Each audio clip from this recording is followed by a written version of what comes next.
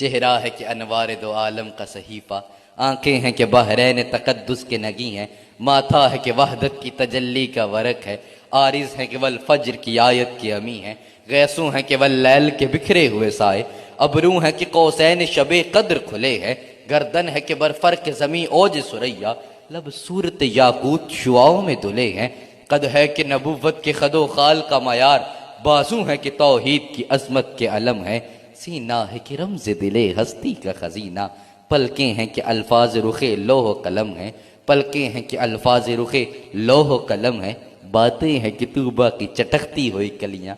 लहजा है कि यज़दां की जुबां बोल रही है, खुतबे हैं कि सावन के उमड़ते हुए दरिया, किरअत है कि असरार जहां खोल रही है,